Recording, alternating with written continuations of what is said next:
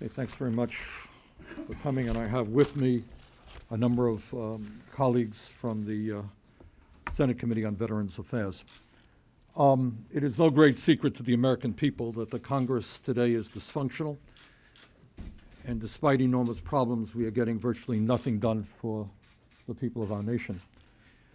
My strong hope has been and remains that on this issue, the need to address the very serious problems facing the veterans of our country and the Veterans Administration, that on at least this issue, we can overcome the dysfunction and the partisanship that has done so much damage to our nation. In the last 4 years, some 2 million more veterans have come into the VA for health care, primarily because of the wars in Iraq and Afghanistan. In addition, the Veterans Administration is treating an aging veterans population with many folks having serious medical needs. To give you just one small example of the challenges facing the VA, and this is really quite amazing, some 500,000 men and women have come back from Iraq and Afghanistan with either PTSD or traumatic brain injury. Today, over 49,000 veterans are getting outpatient mental health appointments. Today, tomorrow, Monday, Tuesday, Wednesday, every day. That's just outpatient mental health appointments. Everybody knows that there are unacceptably long waiting times for tens of thousands of veterans in many facilities throughout our country. And everybody with common sense knows that to accomplish the goal that we are striving for, to provide quality health care to our veterans in a timely manner, the VA needs more doctors, needs more nurses, needs more medical personnel, and in many, many facilities needs more space. Now, Congress asked the new acting secretary of the VA, Sloan Gibson, to assess the needs of the VA. We said, Sloan, you're in there, tell us, what are the needs of the VA? And what he has told my committee, and as I understand it today, has told the House committee, is that, in fact, VA needs more doctors, more nurses, more medical personnel, and more space, so that we do not, 2 years from now, find ourselves in the exact same place we are today. But it's not just Sloan Gibson. Yesterday, 16 major veterans organizations. These are the people who in many ways know the VA better than anybody else, because these are the folks who are going into the VA. 16 major veterans organizations, including the VFW, the Disabled American Veterans, the Vietnam Veterans, the Paralyzed Veterans of America, the Iraq, Afghanistan Veterans of America, and many others. They made the same exact point. And the point that they made is, yes, we have got to provide emergency contracted care to private facilities, community health centers, whatever, but we have got to strengthen the VA so that they can provide quality care in a timely manner. These organizations and we also believe that veterans living more than 40 miles away from a VA facility should be able to go to a private doctor.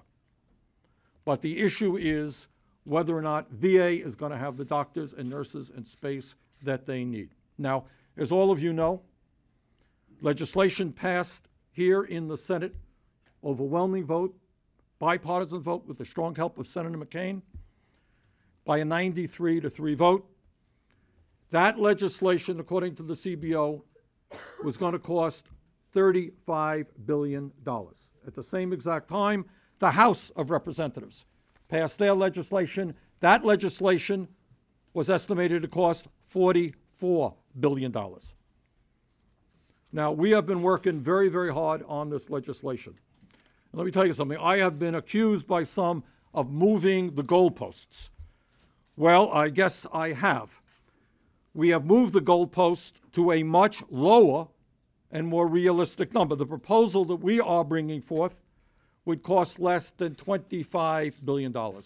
That's $19 billion less than what the House passed, $10 billion less than what we passed. And our legislation addresses in a significant way exactly what the veterans community says that we need to do. Now, I have been working, and we all have, with our Republican colleagues in the House, led by Jeff Miller, chairman of the House Committee on Veterans Affairs. And we have put good faith offers on the table again and again, and have tried to meet the Republicans more than halfway. But I am sad to say that at this point I can only conclude with great reluctance that the good faith we have shown is simply not being reciprocated by the other side. Just as an example, last night at 10 o'clock in the evening, the co-chair of the conference committee, Mr. Miller, announced that there was going to be a so-called conference committee today. And the purpose of the conference committee was to hear his proposal. Today, just about an hour ago, I received a letter from Mr. Miller, one-page letter, in which he states, I am, quote, I am asking you to join me in convening the conference committee Monday, July 28, 2014, for a formal vote on this proposal, end of quote. In other words, what he is saying is, take it or leave it. Now, every sixth grader in this country understands that the United States Congress consists of two bodies. It's called the U.S. House of Representatives and the U.S. Senate. And every textbook, civics textbook, talks about the needs for the House and the Senate to come together on legislation. That's the way it has historically been done. It is not somebody saying, here is my bill, come to a meeting, vote for my bill, end of discussion. That is not democracy. That is not negotiations. So I say to Mr. Miller, trust me, I very much would be back in Vermont this weekend. Believe me, I would. But I am prepared to be here this weekend, prepared to be here tomorrow evening to start serious negotiations in terms of how we work out our differences so that, in fact, on Monday or Tuesday, the House and the Senate can pass some serious legislation. Let me now introduce John Tester. Who's here? Patty, you want to go? Or John or whoever. Thanks, Bernie. Look, Bernie pretty much laid it on the line. I think if we're going to, access is the big issue in the VA. It is the issue that we heard about when the VA thing blew up in Arizona. It is the big issue around this country. If we're going to address the access issues, it's going to require the VA to be able to hire more doctors, more nurses, and address the facility concerns that Bernie just talked about. I was not here in 2003, but I would be willing to bet anybody that's here that they did not talk about offsetting the wars in Iraq when they decided to go in and fight that war. Taking care of our veterans is a cost of war. We need to do right by them. They've earned these benefits. We need to come together as a House and a Senate. We need to depoliticize this, and we need to do what's right by our veterans. And the fact is, it's going to cost some money. We need to do it. Thank you, Bernie. Good. Thanks for that, John. Sure, Patty? Sure. Yeah, well, I want to thank our chairman, and I believe, like all of us do, that when it comes to caring for our nation's heroes, we cannot accept anything less than excellence. And there has been major bipartisan efforts in both the House and the Senate to move legislation addressing the problems we know are plaguing our men and women in uniform. In fact, as Chairman Sanders said 6 weeks ago, the United States Senate voted 93 to 3 to pass a bill to reform the VA system. So there is no reason Republicans and Democrats, House and Senate, can't come together on behalf of our nation's heroes. And I'm very disappointed it hasn't happened already. But there is still time, and right now there's more policy that we agree on than we disagree on. And I'd like to remind all members of our committee one of the most important things that is agreed upon, and that is the commitment that we have made, not only as a Congress, but as a nation, when we sent these brave men and women to war. Our service members have sacrificed so much, and we need to make sure that our country is there for them when they come home, no matter what. No matter what. It's clear that there are some good and reasonable ideas on the table right now for how we can get this done. But I'm concerned that the proposal that's been put forward by House Republicans this morning is moving us in the wrong direction. So I hope our Republican counterparts can step back, look at why we are really here, and work with us to build on the bipartisan momentum that we saw in this Congress just a few weeks ago to truly address some of the immediate accountability and transparency concerns plaguing the VA and fix its deep-seated structural and cultural challenges. The clock is ticking, and our nation's veterans are waiting. Thank you.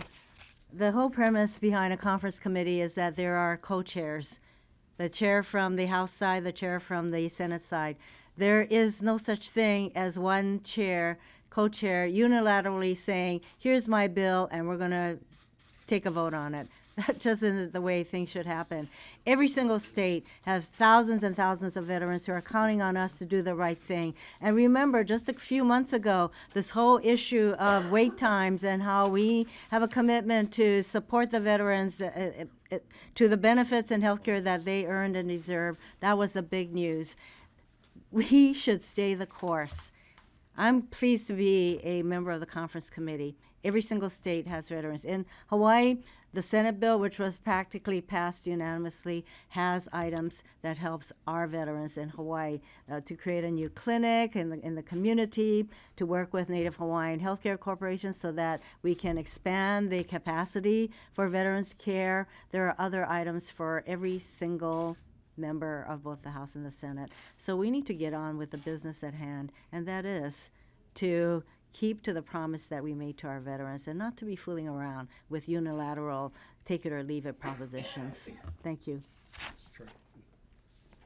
Last month, the President of the United States nominated a Republican from my state, Bob McDonald, to be the Secretary of the VA. He was confirmed and he was passed out of committee yesterday unanimously out of the Veterans Committee.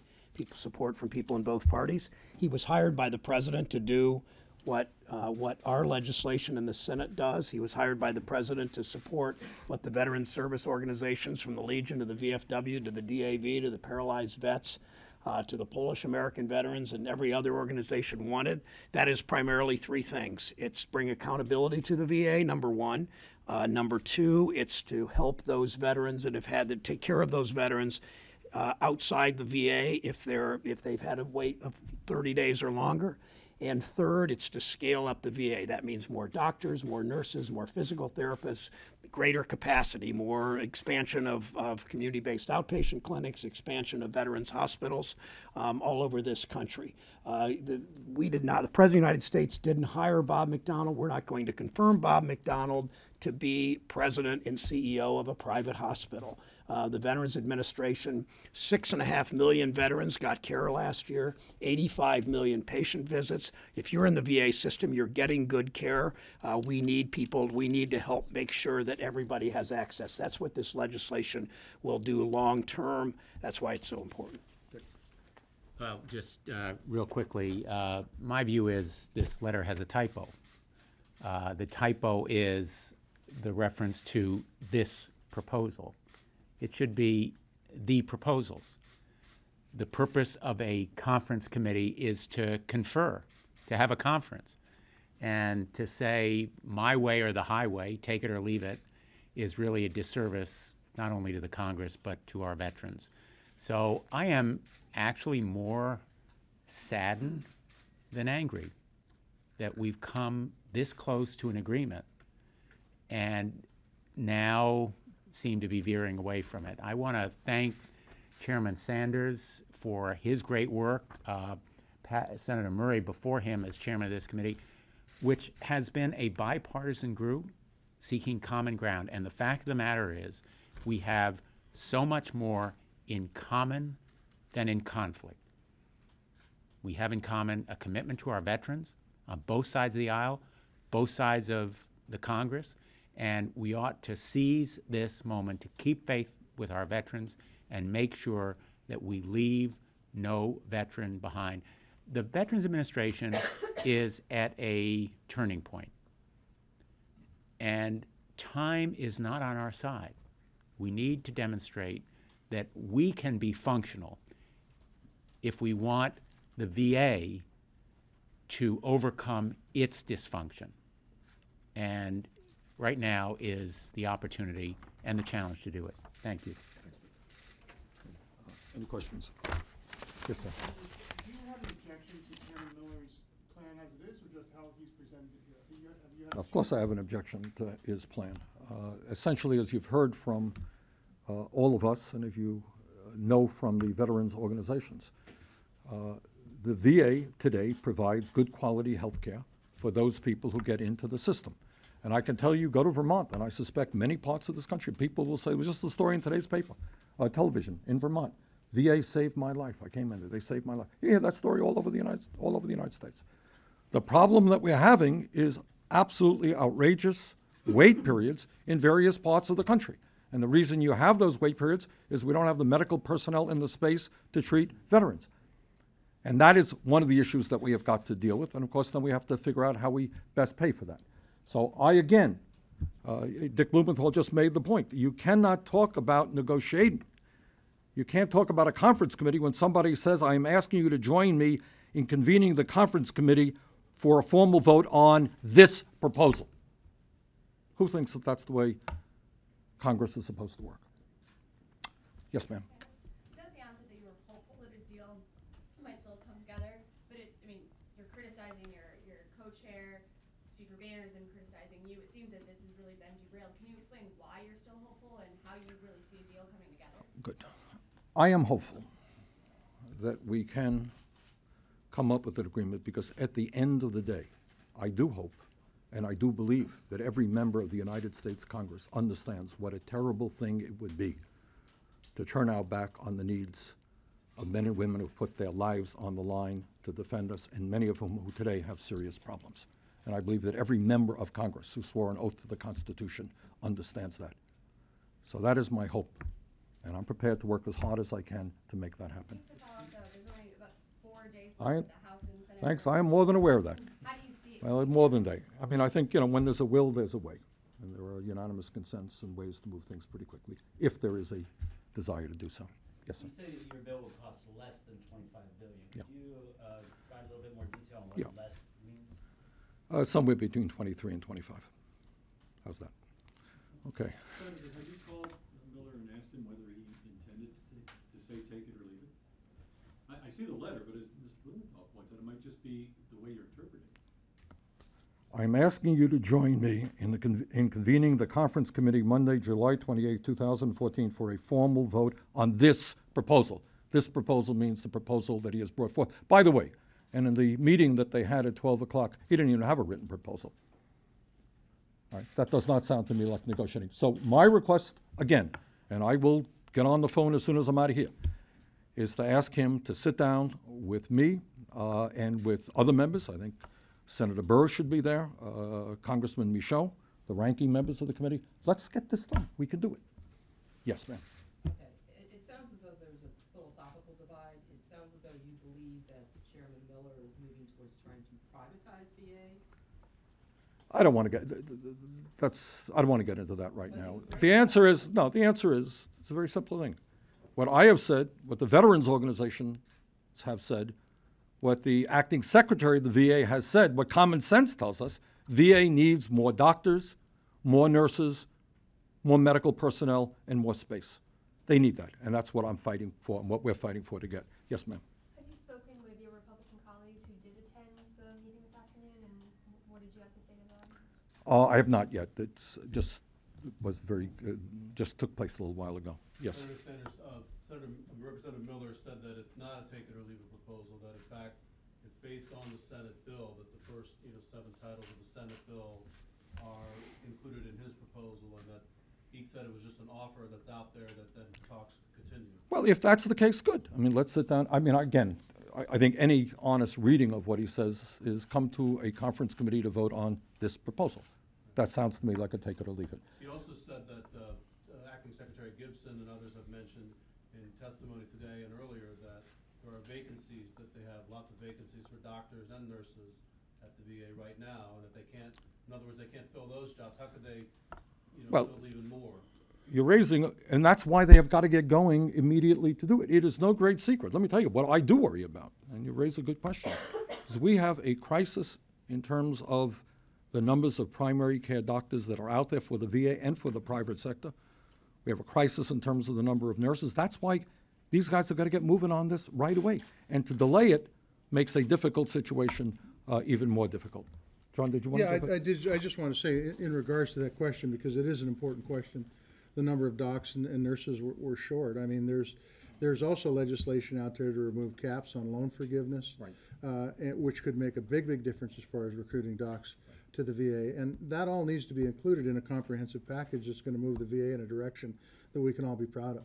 Now, John is exactly right. What we have in our legislation is to give the VA the capability now of providing debt forgiveness to medical school students who want to work for the VA, and also to fill residency positions as well. That's one way that we can bring more medical people into the VA. All right, yes, sir. Could you describe why they're having so much difficulty? Is it the working conditions are considered bad by doctors? Is that why they can't recruit? Well, I mean, give you an, no, I think, look, Partly the pay. the pay is lower, but also, to be honest with you, we have a crisis. What I worry about very much is we just don't have enough primary care physicians. There's an estimate that we need 50,000 more physicians in the next 20 years, and medical schools are not graduating it. So one of the provisions, as John just mentioned, that we put in here is not to steal primary care physicians from other facilities, but to make sure that we go into the medical schools, into the nursing schools, and we offer incentives to get those young people to go into the VA. All right, one more question. Yes, sir. Did Secretary Gibson's recent request for $17 billion in additional funding complicate negotiations at all? No, I think what he did is said, look, you asked me to take over the VA. You asked me to assess the problems that we have, and I'm trying to be honest with you. I don't want to come back here 2 years ago in the same position we are right now, and I appreciate the acting secretary's honesty. Okay, thank you all very much. Okay.